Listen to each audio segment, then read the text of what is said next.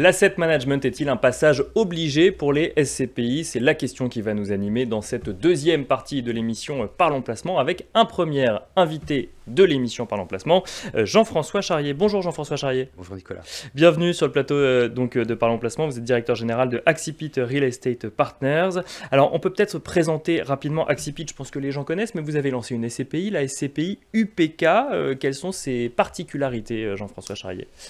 Alors, je ne sais pas si tout le monde connaît Accipit, en tout cas, on essaye de se faire connaître. UPK a été lancé il y a maintenant une demi-année, on va dire, puisque ça a été lancé à l'été dernier.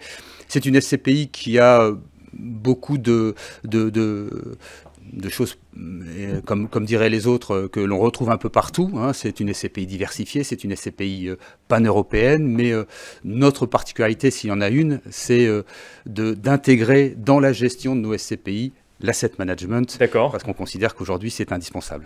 Et alors pourquoi est-ce que l'asset management est indispensable selon vous à la bonne gestion d'une SCPI? Est-ce que la manière d'aborder l'investissement en SCPI a changé sur les dernières années par exemple?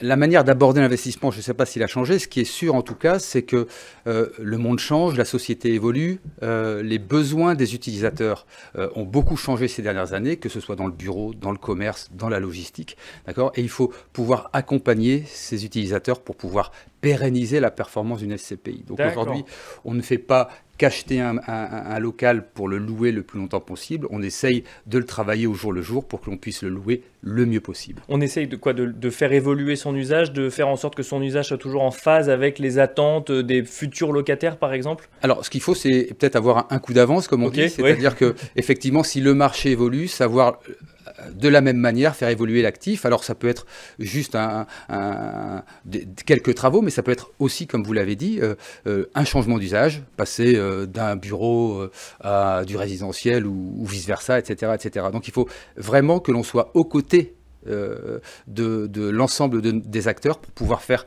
travailler l'actif et faire en sorte que justement on ne soit pas obligé 10 ans après, 15 ans après, soit de faire beaucoup de capex pour le mettre au goût du jour, soit de devoir arbitrer. Et quand on arbitre un actif qui n'est pas très beau, on le vend à la casse et c'est malheureusement pénalisant pour la SCPI. L'asset management en SCPI, ça vient en opposition à quoi? À un métier de transaction d'un côté immobilière et de collecte de l'autre, mais moins d'entretien et de mise aux normes ou d'évolution de l'usage effectivement de l'immobilier? Oui, alors l'un ne s'oppose pas à l'autre, mais c'est vrai que par le passé, moi je fais ce métier-là depuis assez longtemps, par le passé on faisait essentiellement du property, c'est-à-dire qu'on achetait des actifs, souvent de très belle qualité, et puis on les conservait le plus longtemps possible, avec le même locataire, avec le meilleur loyer possible.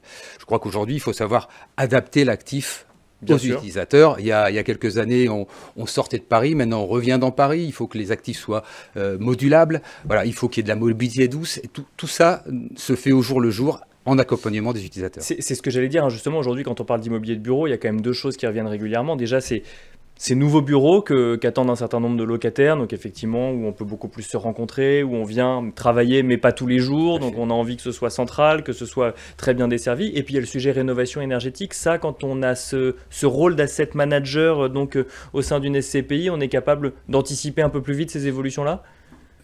Je ne parlerai pas pour les autres, mais le métier du groupe, c'est l'asset management. Ça fait 25 ans qu'on fait ça. Du groupe qui est au-dessus d'Accipit voilà, du groupe Aquila Asset Management. Voilà, donc ça fait 25 ans que ce groupe fait ça, qu'il travaille les actifs au jour le jour. Et donc forcément, quand on est pure player immobilier, que l'on fait ça depuis des années, quand on achète des actifs, même si c'est pour de la SCPI, on s'intéresse évidemment à l'évolution de cet actif. Alors là, Jean-François Charrier, je vous ai donné les évolutions que je constate moi, que je peux lire. Qu'est-ce que l'asset manager constate sur le terrain, effectivement, d'évolution, de transition de cet immobilier, effectivement, qui est ensuite proposé à la location? On parle d'immobilier de bureau essentiellement aujourd'hui? Non, non. D'abord, dans notre SCPI, tous les actifs sont les bienvenus. À partir du moment où c'est une bonne affaire, on la saisit, évidemment, mais c'est du bureau, c'est du commerce, c'est de la logistique, c'est pourquoi pas du résidentiel, même si le résidentiel a des rendements un petit peu inférieurs, donc pas forcément pour la SCPI, mais ça intéresse toutes les classes d'actifs. Et comme vous avez pu le constater, le commerce comme le bureau a beaucoup évolué ces 20 dernières années. On est passé de l'hypermarché au supermarché de proximité, puis à la petite supérette, et maintenant on revient à l'immobilier de proximité, enfin au commerce de proximité. Et Ça veut dire qu'on va revenir à l'hypermarché après ou on ne sait pas? Peut-être. Mais ce qui est sûr, c'est qu'aujourd'hui, par exemple, le commerce de proximité a besoin d'avoir plusieurs canaux de distribution. C'est pas seulement rentrer pour acheter, c'est aussi travailler sur Internet, faire du digital, etc. Bien sûr. Donc ça évolue en permanence. Et si on n'est pas aux côtés de nos utilisateurs, on risque de perdre un petit peu de performance. Voilà. Donc effectivement sur les transitions que vous voyez, alors effectivement là on parle du commerce, donc vous voyez effectivement les modes, on peut parler de mode ou en tout cas les usages changer.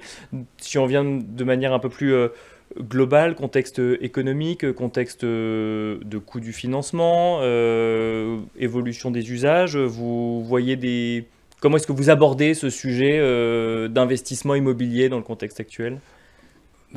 Aujourd'hui, très honnêtement, on a beaucoup de chance, nous, sociétés de gestion et sociétés de gestion qui arrivent à avoir du flux. D'accord. Aujourd'hui, il y a deux types d'acteurs, hein. C'est ceux qui rentrent des capitaux et ceux qui malheureusement ne rentrent plus. D'accord. Parce qu'aujourd'hui, il y a des opportunités à saisir. Donc évidemment, on en profite. Aujourd'hui, on achète des actifs avec des taux 2 points, quelquefois 3 points supérieurs au même actif quelques mois auparavant, donc forcément c'est très intéressant. Et comme on n'a pas le poids justement d'un portefeuille existant, qui lui va forcément diluer la performance parce qu'il rapporte moins, et puis surtout parce qu'il va nécessiter de toute façon à un moment ou à un autre des capex, ou des reventes, des arbitrages. Donc forcément, on est, nous, plutôt satisfaits de cette situation, même si c'est contre-intuitif, hein, parce que les investisseurs, eux, ont tendance à freiner, parce qu'ils ont peur, parce qu'ils entendent parler partout que l'immobilier va mal.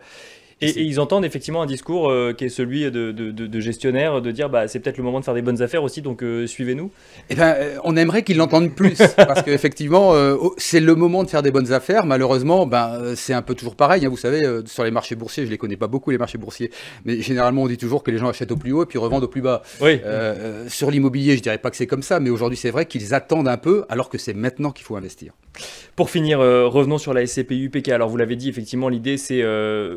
vous n'êtes pas spécialisé sur un secteur en particulier, c'est tout immobilier. L'idée, c'est de faire du value-add, c'est ça exactement? Alors, du value-add, c'est un grand mot pour de la SCPI, mais en tout cas, travailler les actifs, oui, ça c'est sûr. D'accord. Ça c'est sûr.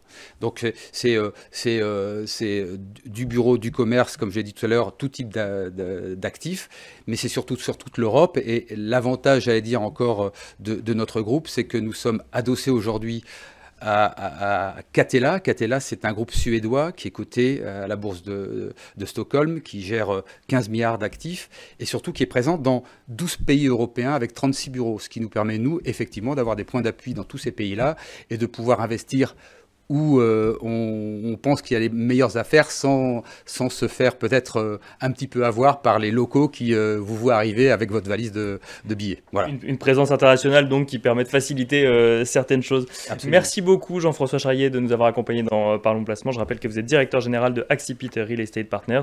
Merci beaucoup et quant à nous, on se retrouve dans la 3e partie de l'émission.